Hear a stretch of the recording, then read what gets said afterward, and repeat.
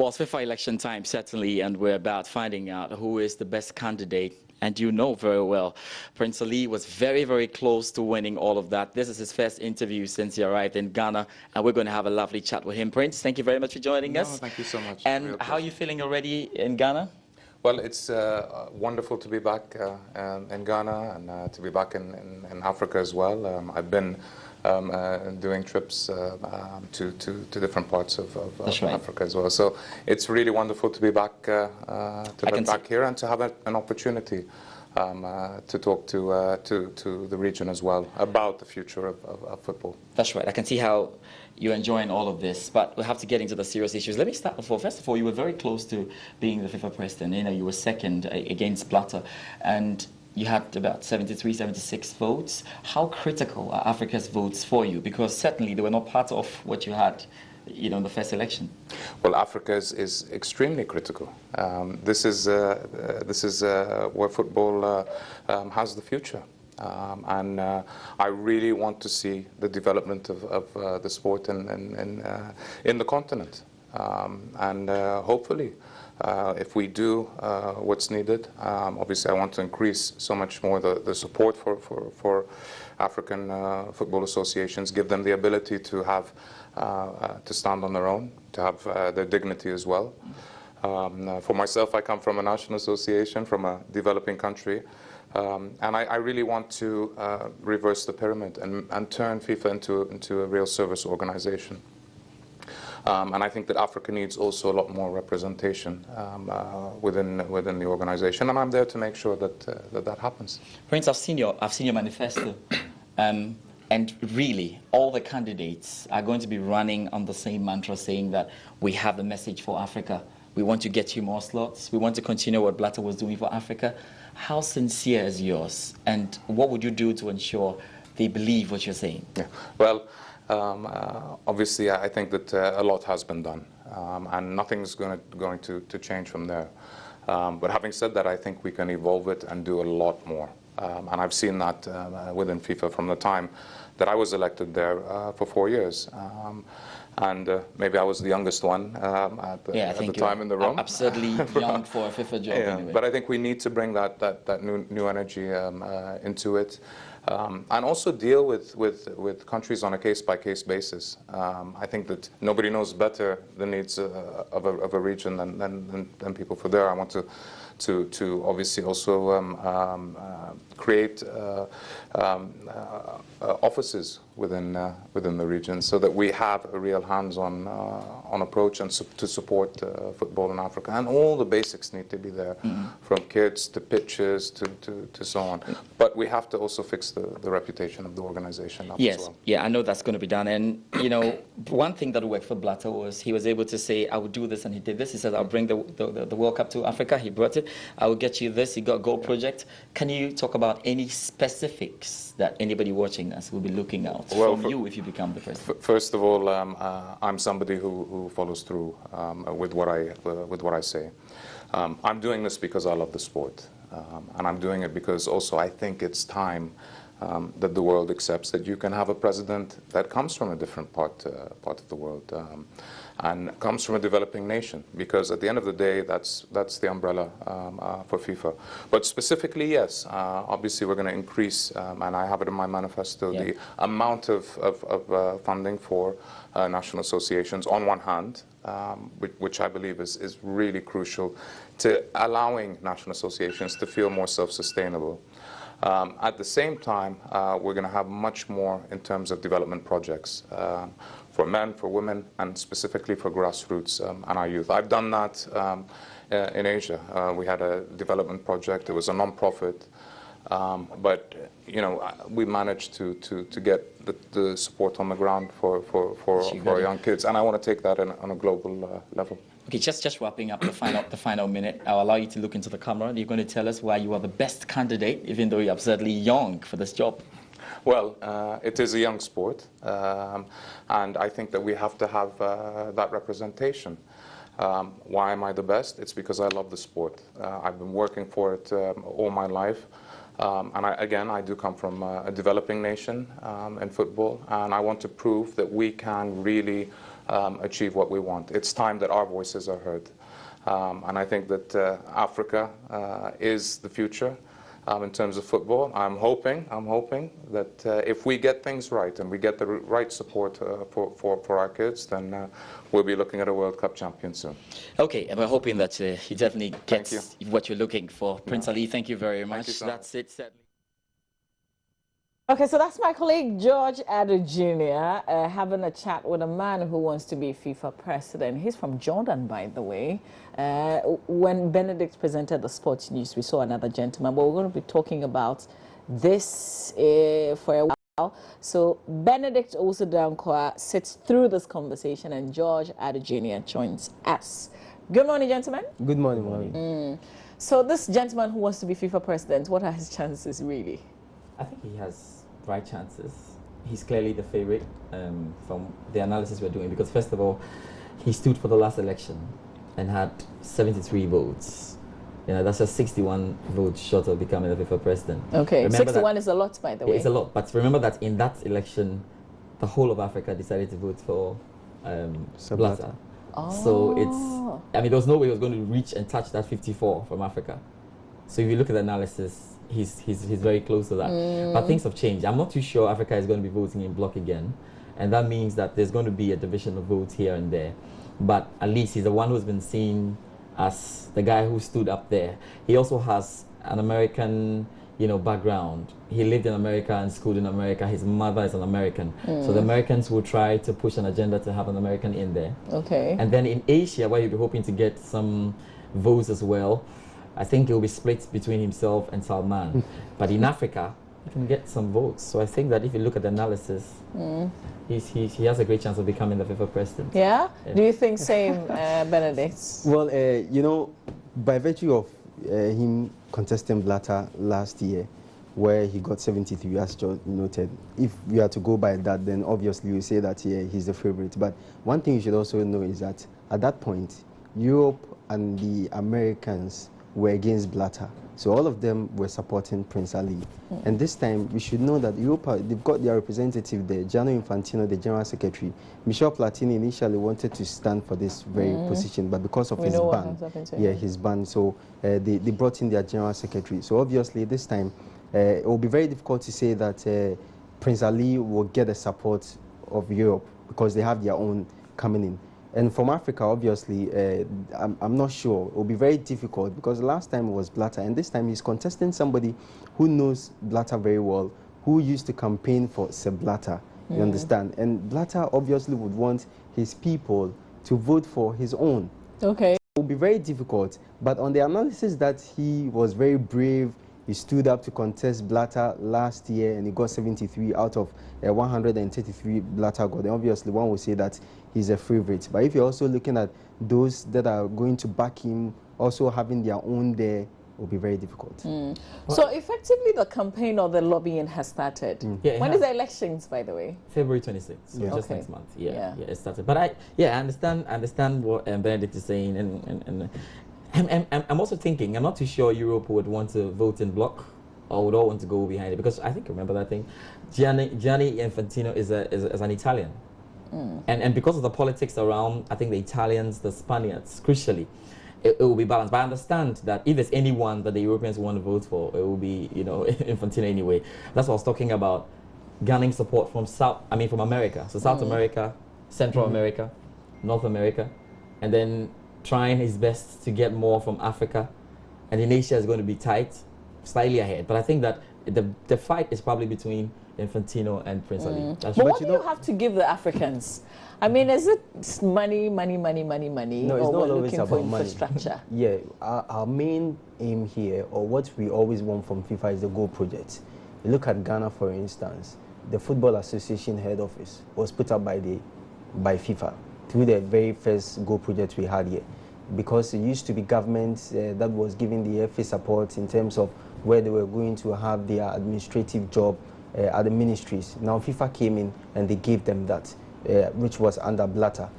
If you go to Pram, the development, the pitches, the facilities, ICT centers, the buildings, the things that they are doing for the Football Association here, and also the artificial turf they are putting up, over $200,000 artificial turf at at Pram Pram. All these things are what the Africans look for. It's not just about money, but they want to develop the game here because they know there are a lot of talent. It's not just about Ghana. If you go to Nigeria, it's the same. All they care about is the goal project, the things that you can do. So if I use your own analysis of the Go project started by Sepp Blatter, then it means whoever Sepp Blatter, whoever's hands he's holding and says, vote for this person because he will continue what I started, and people would definitely vote. Yeah, but it could play a key role, but it could also backfire. I think there's one, because Sepp Blatter is the man we're saying has so many flaws, and he wasn't able to. No, Africa still loves him. By the way, that's the point about the Go projects, I think. And when I read a couple of things, I think that we should see the Go project as an institutional thing rather than an individual pushing it through. Because Blatter cannot only push. No, I know it started under his tenure, but why won't Africa see it like it's didn't he also, wasn't it also under him and perhaps to a large extent his own agenda that we expanded, if you like, our electoral college as well? Yes, I agree. I agree with all of that.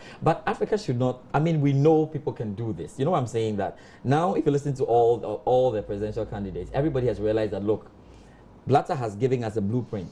If you want to stay there for long, if you get there, you have to pay critical attention to Africa. Okay. I think whoever wins knows that Africa is very, very important. So I understand the fact that he has Blatter, you know, and anyone around Blatter will have an advantage, but you have to watch it carefully because I'm not too sure anybody's going to stop Go Project. Nobody will stop it. No, it's going on. Okay. The institution is going on. So we have to look at other things. I hope they do, because, you know, football people think in a different way. Let's talk about Kwesi Nyantakyi for a while. The Ghana Football Association President Kwesi Nyantakyi has retained his position as President of West African Football Union Zone B at the elections held in Accra, which was just yesterday, Tuesday, January 12, 2016.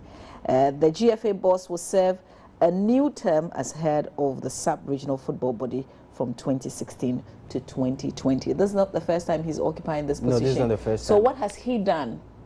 Well, when it what comes would to be some of the highlights of the things that he's done? It's very difficult to pinpoint that, you know, WAFU in the last 4 years did this or did that. WAFU is a constituent body. It's not like CAF, okay? It's just like we have the Football Association here, and also CAF, the main body, and WAFU being a constituent body. It's got 7 countries: Ghana, Niger, Nigeria, Burkina Faso, and, you know, all the countries surrounding us. What happens in WAFU is that WAFU is noted for organizing competitions.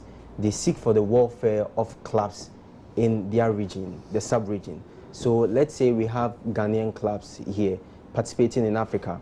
We have clubs in Niger participating in Africa, and also clubs in Togo. What they do is, on the normal WAFU projects, what they should do is you organize competitions for all these clubs, prepare them for a major tournament such as maybe the Confederation Cup or the Champions League.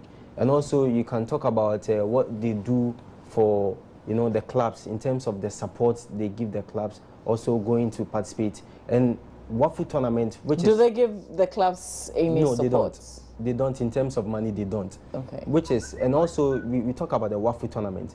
Well, last year there should have been a WAFU tournament in Burkina Faso, but remember the coup d'etat that happened in Burkina Faso, they had to postpone it, and we understand that it will be held this very year. So when it comes to WAFU, there is not much to show. Excuses. Yeah, it's not just about excuses, but there is not much to show when it comes to WAFU, because I even asked the FA president that, you know, for some of us, it's only about elections. You only get to elections that you hear WAFU, but after elections, what do we hear? We don't hear anything. It's not like maybe WAFU, they are putting up projects, big projects in countries. As we speak now, even in Togo, for the last 2 years, they've not played their Premier League.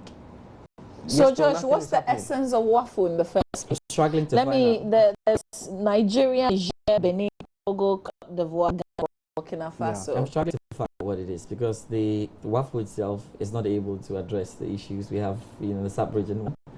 And I think that it's probably just a group to organize competitions. Sorry, I'm being, blatant, but that's what I'm saying. That's what they do. That's basically it. To just organize competitions. Yes, but even organizing competitions, I think that when you look at the Wafu Zone B or Wafu Zone A, you look at them, they have teething problems in their country.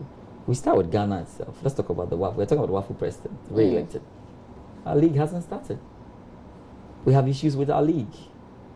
I think that's primary. So what's the problem again? I thought we crossed that hurdle last year after the delay. No. We've actually plunged into something deeper than what was there last year. Last year it was just the GFA and it came the court issue. Mm-hmm. This year we have clubs who are promoted having issues with themselves. So we are not too sure who and who have qualified to the Premier League even to start and who have been relegated even to start the Premier League. But usually, I mean, if you want to follow the English Premier League, it's a table. Yes. Whatever happens is on the table. So you know who's at the bottom three, who's But the real difference is that it's a table that has had all cases dealt with. Our table hasn't had all cases dealt with. You could blame the clubs for the way they go about it, slow the process, make it difficult for this marriage committee. But whatever the situation is, here we are. The league hasn't started. He made the point about Togo. The league hasn't started. So it's a bit hypocritical that your leagues haven't started, but you go up in Wafu and try to organize competitions. And you are talking about getting sponsorship for Wafu games. That's fine. They already have sponsorship. I mean, yeah, they have you say you get some more Super Sport. Okay, yeah. but you see, I mean, Super Sport, I don't know, but okay, it's good. But I was going to say something about Super Sport, because Super Sport sponsorship now, it's like Super Sport want to do it now anyway. But I'm saying that you have issues with the Ghana Premier League. And if you go around West Africa, what's the point if your own local league, your home one, my question. So and you're talking regional? That's right. So I want to see Wafu, deeply involved in what's happening in the member associations. Benedict is pretty close to the GFA president, I must confess. Yeah, he's close. What does he think about everything? I mean, what we are saying, it doesn't look good. So what does he think? Well, obviously he knows it doesn't look good. I mean, since he took charge, there's been things that he's trying to do, which he has done. Because especially, I know, for instance, in Benin, things were very difficult for them in terms of how to even organize their league. Even in Sierra Leone, there was this point that FIFA had to delegate him to go there and try to sort out issues because they had issues and there was not even an FA president. Now they have an FA president, and through Mr. Nyantichi, he did all these things, and now they have proper structures as to how they run football in that country. He's trying his bit, but one thing is that Wafu, they have to do more, and he even admits that they have to do more because it can't just be about organizing competitions.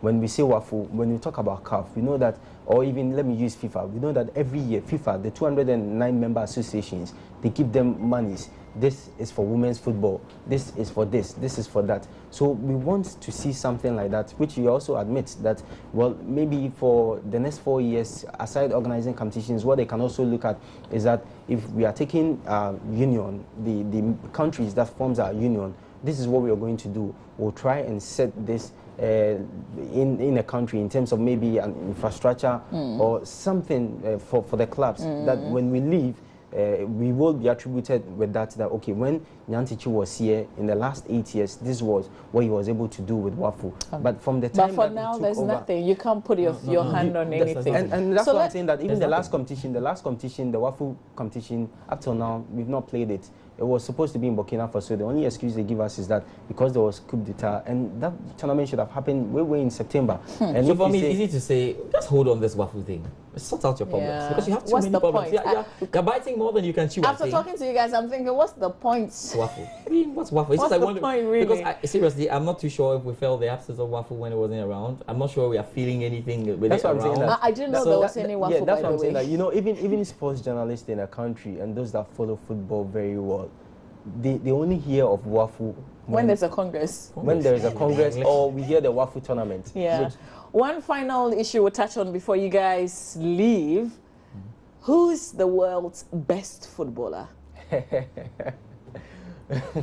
Well, obviously, if you are talking about, if we are to judge by what happened last week, the Ballon d'Or, then we'll say Lionel Messi. Lionel Messi is the world best player.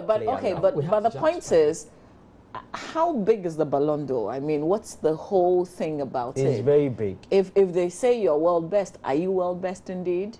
Yeah, because we're looking at what you were able to achieve in the year, and there are peak competitions, And apart from participating in the peak competition and winning some laurels for yourself, we also look at the records that you were able to set in that period. And you see, I like the Ballon d'Or so much because even when we're looking at the Puskás Award, it's actually the award where any minnow can get a chance to win. Because they go around the world to find out the best goal. And this one came from Brazil. So it's not like you are playing in England or you're playing somewhere. So when you are declared the world best, it means that one, the records that you were able to break or the records you were able to set in the year was outstanding.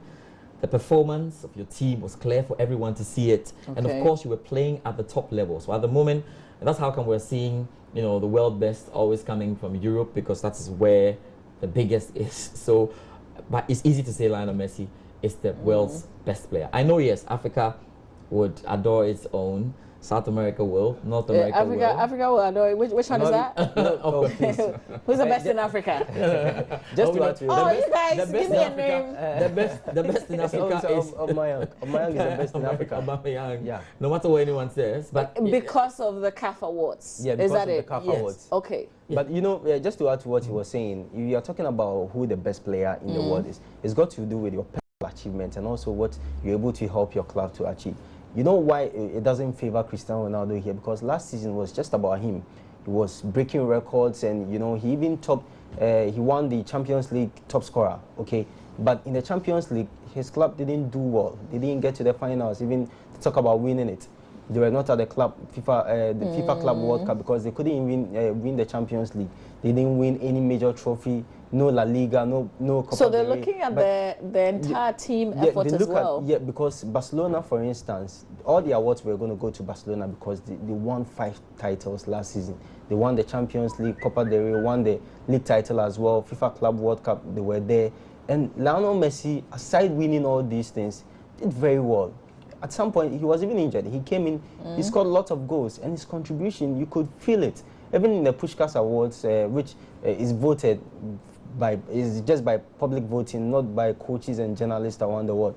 Even that one, he was in, and his goal against Atletico Madrid was exceptional. we just didn't give it to Messi because So we are too used to all of those things. That's probably why we didn't give it to him. But you can't downplay his achievements, his personal, you know, achievements and contribution in the team. For how long is that going to continue? Well, I believe that Messi might do 8 or 7. I believe 7. You know, because even this year, from the way they've started, and the way things are going, it doesn't even look like if things are going to stay the same, Cristiano Ronaldo can even make it to the finalist. Exactly. Because now Luis Suarez has emerged and he's doing very well for Barcelona. So if you are looking at the top 3 I'm a Ghanaian. I don't want to hear his name. That's what I was going to say. I feel that yes, though.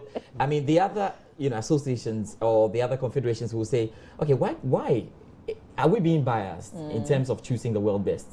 Now look at Africa. And look at what we use to choose who the best is. We're almost feeding into the European system. Easy to say if you didn't do well in Europe, you're probably not going to win the award. If you go out there to South America, to North America, to Asia, wherever it is, everybody believes that the center is Europe. So wherever you are, you must come to it. And truly, if there's a good player elsewhere on the continent, will be able to bring him up there to Ballon d'Or. So it's not like, I think George Weah and the likes George came Weah won close it to in that. 1995. He won it. He George won Weah's it. an African, the Liberian. By the time he was Samoleto in the also became Samoleto, third. you see third. So it is not like Africa and the rest have been sidelined totally, but it's just that we are not getting up to the levels where, and again, maybe the problem is that Cristiano Ronaldo and Messi are just doing too much, that you have to be one heck of a footballer to get into that. That's the problem. Please let me ask you this. If you look at our players, which of them, I'm talking about African players, which of our African players can match Cristiano Ronaldo even now? No, I mean, I wouldn't say can match. But I see that people are making good efforts. And I'll say Andrea Ayew for me. I mean, I'm not saying that he's there, but I'm saying that he's making a good effort. And I love the fact that he's in England. So, you know, he must perform. It's not just about being in England. I know. He's coming. I mean, wait. Players like Mahrez, who are also from the African continent, are doing extremely well. Igalo. Players are doing very well out there. So we need to step up. It's a pity, but I think that we're just on a downward spiral in terms of the quality. But don't worry, at least Yaturi made the final 23. So Charlie, he's like too much, a bit too much. A bit too much. The comments they say he made, I mean, was it true? Yes, he made. So what exactly did he say? Well, one, he said that it was pathetic that after winning the Africa Cup of Nations, and also, you know, being in the world's 23 best players and playing very well for him at his club level, he feels that it should have gone to him, not Aubameyang. And maybe the mistake he's making is that, or probably maybe his criteria for giving the awards to Yaya in that very year should be about playing in the Africa Cup of Nations, doing well and winning it. So, and the day he also made a very interesting point, how he believes that he should have gone to Yaya himself because they were in the final. So if one wins and, I mean, he loses, Aubameyang could not even qualify his team to the next stage of the competition. So why does he come in? But that's not the criteria for giving an award in that very year or in any other year. So what do you say these years that we don't play Africa Cup of Nations? How do you... even before Benedict finishes, but I think that Yaya must look at himself and ask himself the question in 2011. No, you know, I don't even want us to go that to I say somebody did better in Europe than you did. Yeah. No, 2013, somebody won the Africa Cup of Nations. You didn't win the Africa Cup of Nations in 2013 didn't win in it, South so Africa. Nigeria won it, and Vincent Enyema played a very key role. But he didn't played a win very key role. the And Vincent Toure. Enyema couldn't win. They gave it to Yaya Toure. So why are you complaining? and You've won it 4 times. And maybe it's What about again? votes. You see here, I want the players to understand that this is about votes. It's about what people basically think. Okay. Selected people think. So you might even be the best, but people vote for so many other reasons. So it's just that they think that this is what we do. We actually allow. And you know why you them can't to do blame that, but CAF? You know why you can't blame CAF? Because for They published the list. last 5 years now, they've been very transparent. They published Okay. the list. So if Mama B, you are voting for me, or you're voting for George, at the end of the day, they'll publish it. And Oh, so everybody knows. everybody knows who voted for Even Yaya Toure and Aubameyang voted for Andre Ayew. Oh. You will know, as Amadou voted for Andre Ayew, Yeah. it will come. They will publish it, and you know who Ghana, the coaches here voted for. It's only the journalists that you know. Even the journalists don't vote for the FIFA Ballon d'Or. We get journalists voting, but for CAF, it's just the coaches and also the technical directors, and you know everything. They publish it. So We'll see. I'm waiting for next year. I mean, this is an annual thing, right? Yeah, I want it the happens Yaya every to year. win. well, there's one yeah, more no, thing. no. I don't know. he's got to be consistent if he wants to win in terms of We his pray for performance. consistency for the Yaya this now year. players are emerging. Mahrez, who plays for Leicester City, playing week in, week out, doing very well. And also Igalo for Watford, who plays for Nigeria. And even Yaya Toure himself, he started doing some things right this season for Manchester City. And Aubameyang keeps scoring. So are you... My only question, give us maybe I time. just have one question. We probably have to think about it. Whether we should reduce, we should just scrap this Africa based in Africa award, and we should just ask, because I asked myself the question: in Europe, if you're not playing in Europe, you can't win that award. If you're not playing in South America, you can win that award. But in Africa, if you're not playing in Africa, you can still win the award. Maybe we can look at that. Sure. Thank you, guys. It's always fun hanging out with you. Danny in Akonsombo is not happy with me. This message came a bit earlier because yesterday I said I was going to read all messages, but I didn't. Okay. Because Danny says his was not read, but I'm reading yours right now, Danny. Please don't be like a politician. Anyway, thank God the taxi driver got the reward as promised by the president. Hope the police do theirs too. Good morning to you, Danny in Akosombo. I've read your message. Thank you very much. I've got lots of other messages that I will read. Stay with us. Thank you, George Addo Jr. and Benedict Obusudankwa. He's a cutie. Stay with us. We're talking the investment opportunities, the extra things that you can take on so you can make some extra money in this very difficult, at least the beginning of the year seemed difficult. We'll see how we can ease the pressure for you. Stay with us. I hope the man is good.